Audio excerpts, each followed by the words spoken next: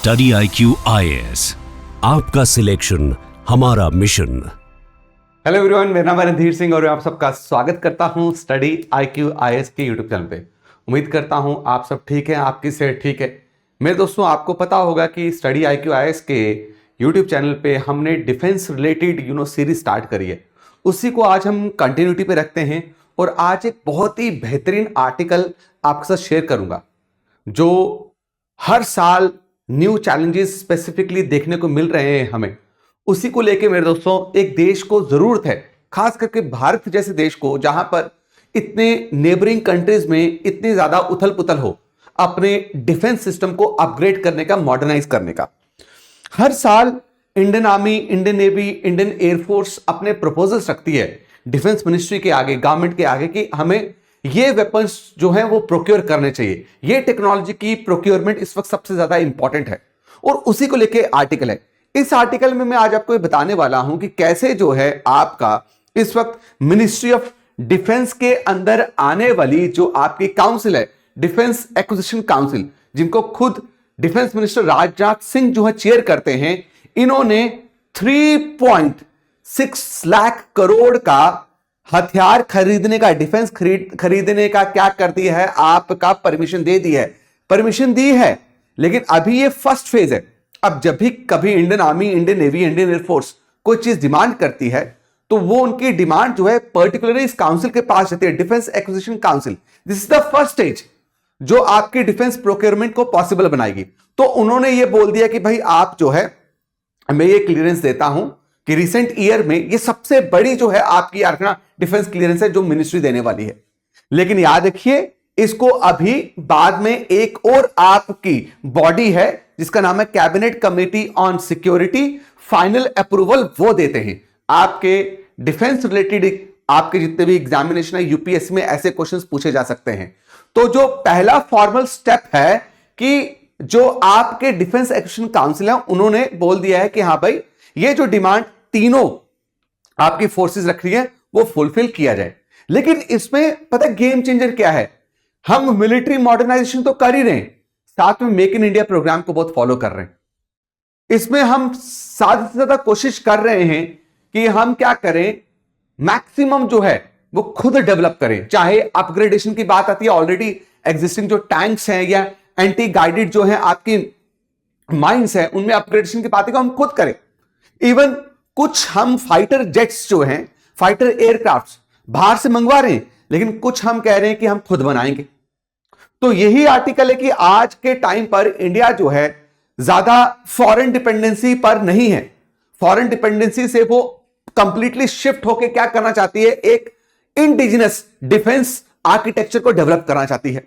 तो मैंने आपको क्या बोला, एक्सेप्टेंस ऑफ नेसेसिटी क्या याद रखना, it's the first formal step in India defence procurement process, जिसमें अब मिलिट्री जो रिक्वायरमेंट है उसको ऑफिशियली क्या कर दिया गया, अप्रूव कर दिया गया है। अब प्रोक्योरमेंट प्रोसेस स्टार्ट हो सकता है, लेकिन फाइनल जो है वो कौन प्रोवाइड करेगा? Cabinet committee. देखो, इंडियन एयरफोर्स में ह्यूज मेरे दोस्तों गैप्स हैं। जैसे कि हमारे पास फाइटर जेट्स जो हैं, फाइटर एयरक्राफ्ट कम है इंडियन एयरफोर्स के पास, और इंडियन एयरफोर्स ने ये लगातार डिमांड सरकार के आगे रखी है कि भाई हमें अगर चाइना और पाकिस्तान जैसे एयर फोर्सेस को मात देनी है, या उनके रडार सिस्टम को खत्म करना है, उनके बंकर्स को खत्म करना है, उनके एस्टैब्लिशमेंट को नुकसान पहुंचाना है, तो हमारे लिए फाइटर एयरक्राफ्ट जो ऑलरेडी हमारे पास है वो बहुत कम है। तो अब बोला गया कि ठीक है, आपको 114 मल्टी रोल फाइटर एयरक्राफ्ट जो है रफाइल 4.5 जनरेशन के, याद रखना, वो अब आप प्रोक्योर कर सकते हो। अब इनमें से इन 114 MRFA रफाइल जेट्स से आपके 18 जेट्स जो है फ्लाई अवे कंडीशन में आएंगे, यानी ये बने बनाए आएंगे, वहीं से बन के तैयार होके आपके यहां पर इंडिया में लाए जाएंगे। रेस्ट जो है वो इंडिया में खुद मैन्युफैक्चर किए जाएंगे। तो ये क्या हो गया है? आपका इंडिजिनस, समझ लो, make in program, make in India program को ये एनहांस करना हो गया, स्ट्रेंथन करना हो गया। अगर ये डील फाइनल अप्रूव हो जाती है तो इंडिया का जो रफाइल फ्लीट है वो आपका 176 हो जाएगा। इससे सबसे ज्यादा जो इंडियन एयरफोर्स के स्क्वाड्रंस में जो शॉर्टेजेस देखी गई थी उसको ओवर हम कम कर पाएंगे हम। हमारा एयर डोमिनेंस कैपेबिलिटी जो है वो और एनहेंस होगा, हमारा जो long range offensive and defence posture है वो बढ़ेगा। मतलब दुश्मन देश ऑब्वियसली जब उसको पता चलेगा कि हमारे पास इतने फाइटर एयरक्राफ्ट है तो वो स्ट्राइक करने से पहले 10 बार सोचेगा ना, तो हमारी रेडीनेस बढ़ेगी। अगर बाई चांस अचानक से चाइना और पाकिस्तान दोनों मिलकर हमला करते हैं तो we are completely ready. Operational readiness इससे क्या होती है, आपकी स्ट्रेंथन होती है। Now what are combat missiles, यही फाइटर एयरक्राफ्ट से जो हम मिसाइल्स लॉन्च करते हैं एनिमी के एस्टैब्लिशमेंट को तबाह करने के लिए। तो आपका stand off ground attack capability भी तो बढ़ रहा है इससे, और डीप स्ट्राइक प्रिसीजन बढ़ेगा। Are you getting my point, समझ रहे हो? तो हमारा जो एनिमी के एयर डिफेंस जोन में है ना, विदाउट डूइंग मच इंगेजमेंट हम क्या कर सकते हैं, ज्यादा नुकसान पहुंचा सकते हैं।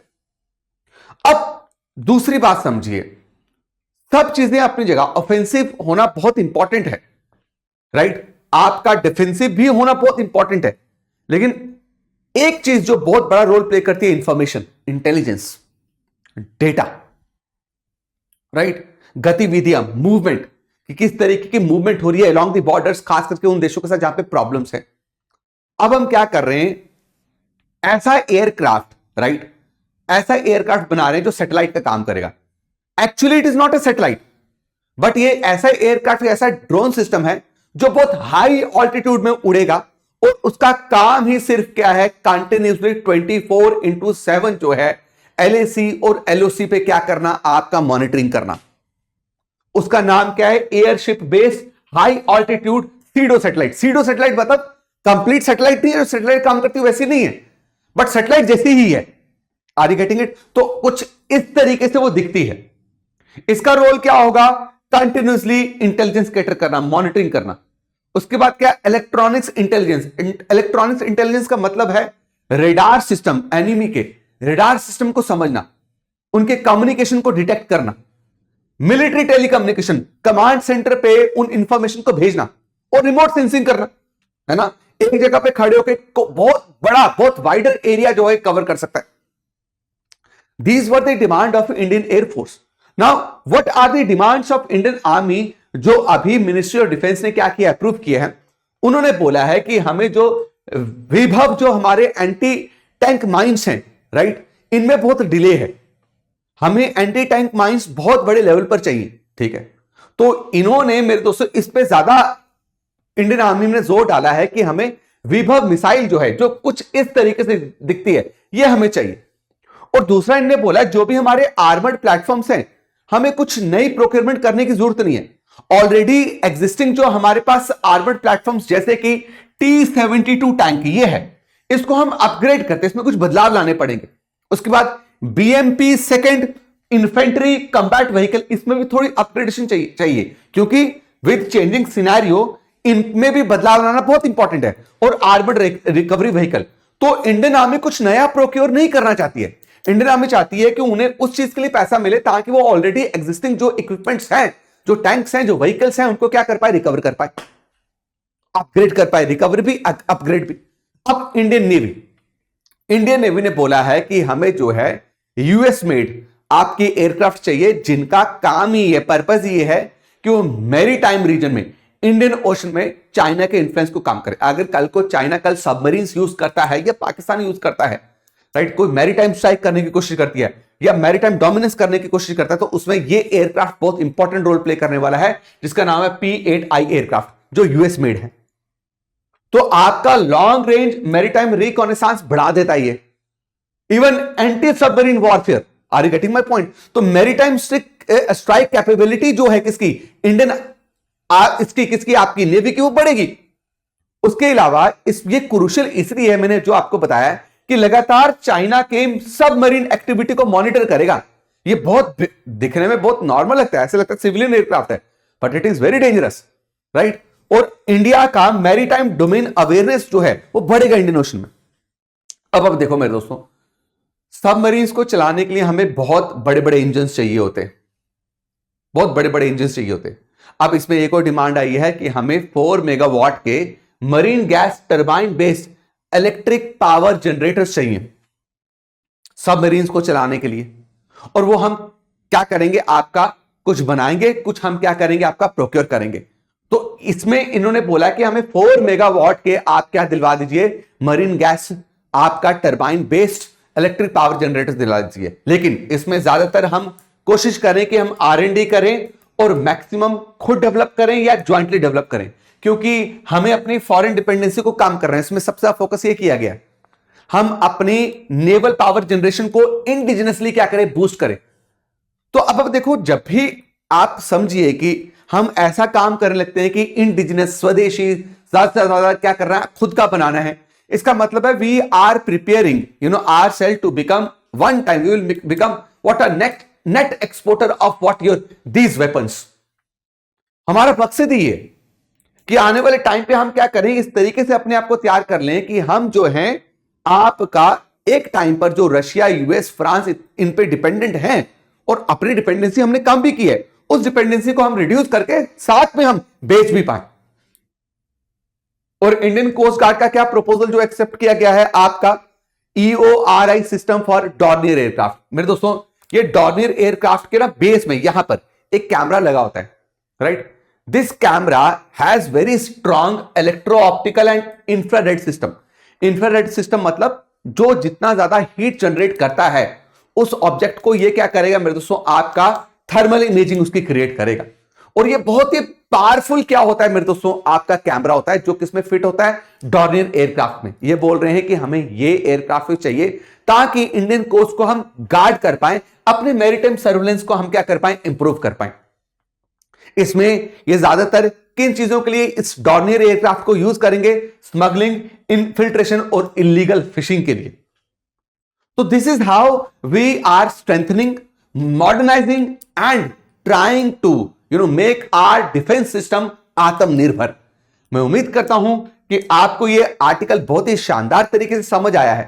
इसमें और भी चीज मैं आपको जरूर बताना चाहूंगा, इसमें स्ट्रैटेजिक सिग्निफिकेंस है ना, कि हमने बेसिकली क्या किया, जो कैपेबिलिटी गैप से, जैसे इंडियन एयरफोर्स के पास हमारा क्या नहीं था, रफाइल की बहुत कमी थी, उस गैप को हमने फुलफिल किया।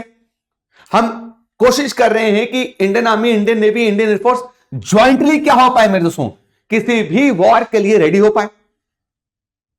अब majority of the Rafale jets जो होंगे इंडिया में मैन्युफैक्चर होंगे, तो इंडिजिनाइजेशन पे हम ज्यादा पुश कर रहे हैं। तो आप मल्टी डोमेन प्रिपेयर्डनेस देखिए भारत का, तो ऑब्वियसली ये जो दो एनिमी या एलियन नेशंस हैं, है ना, जो पाकिस्तान और चाइना, ये डेफिनेटली क्या कहते हैं, इस चीज पर रिएक्ट करेंगे। और सोचिए, रिएक्ट करने का मतलब नहीं है कि अटैक करेंगे, इससे वेपनाइजेशन होती है, इससे दूसरा देश भी क्या करता है, अपनी मिलिट्री को भी उतना ही एडवांस करने की कोशिश करता है। So this was all about today's article. मैं उम्मीद करता हूं आपको बहुत शानदार तरीके से यह बात समझ आई है। अब मेरे दोस्तों, रैंकर्स बूस्टर सेल जो है कल 14 फरवरी को एंड हो रही है। Don't miss this opportunity, don't miss this opportunity, क्योंकि इसमें मेरे दोस्तों अभी तक का 2026 में जितने भी हमारे कोर्सेज है, चाहे वो आप प्रीलिम्स का के लिए तैयार करना चाहते हो, उसके लिए आपको स्पेसिफिक प्रीलिम्स ओरिएंटेड कोर्स चाहिए, वो भी है। 2027 के लिए आपको कोर्स चाहिए जिसमें बेसिक से लेकर एडवांस तक आपको पढ़ाया जाए, वो भी अवेलेबल है हमारी वेबसाइट, हमारी ऐप में। और अगर आपको 2028 के लिए अपीयर करना है तो उसके लिए भी आपको कोई ऐसा कोर्स चाहिए लॉन्ग टर्म, वो भी आपको हमारे पास अवेलेबल है। Courses are available in 3 languages. 3 languages क्या है, इंग्लिश, हिंदी, और एक ऐसा कोर्स जिसमें जैसे मैं बात कर रहा हूं, हिंदी इंग्लिश बोथ, राइट। इसमें वो सारे फीचर्स अवेलेबल होंगे जो आपको पहले मिलते हैं। मतलब कि इस कोर्स में आप एनरोल होने के बाद प्रीलिम्स क्लियर करते हो, आपकी फुल फी रिफंड होगी। लेकिन सिर्फ टू रिमेंबर 2027 और 2028 बैच के लिए बोल रहा हूं, फुल फी रिफंड होगी। जो फी आप पे करोगे, पहले तो 50% डिस्काउंट मिलेगा और वो भी फी रिफंड। इवन आप हमारे इस कोर्स में एनरोल होने के बाद, जिसमें 1000+ आवर्स की लाइव क्लासेस मिलते हैं, रिकॉर्डेड नहीं, लाइव क्लासेस दी जाएंगी, जो रोज वीकडेज में पढ़ाया जाता है, वीकेंड में उसका टेस्ट होता है। उसमें अगर आप टॉप परफॉर्मेंस में से एक हुए, स्टडी IQ जो है आपको प्रीलिम्स में अपीयर होने से पहले 4-5 महीने पहले अपने ऑफलाइन करोल बाग सेंटर दिल्ली में बुलाएगा। आपका रेजिडेंस, आपका फूड फ्री, 100% स्कॉलरशिप मिलेगी आपको। और अगर आपने प्रीलिम्स क्लियर कर दिया, फुल फी रिफंड तो है ही है, तो आप मेंस के लिए भी एलिजिबल हो जाएंगे। उसको बोलते हैं मेंस रजिस्ट्रेशन प्रोग्राम। ऐसे बहुत सारे बेहतरीन फीचर्स हैं, इसलिए कल लास्ट डेट है इस कोर्स में अप्लाई करने के लिए, एनरोल करने के लिए। अगर आपको डिस्काउंट चाहिए तो RDX लाइव कूपन कोड को जरूर इस्तेमाल कीजिएगा। मिलता हूं आपको नेक्स्ट लेक्चर में। Till then please take care. सबको जय हिंद, जय भारत मेरे दोस्तों। स्टडी IQ IAS, आपका सिलेक्शन हमारा मिशन।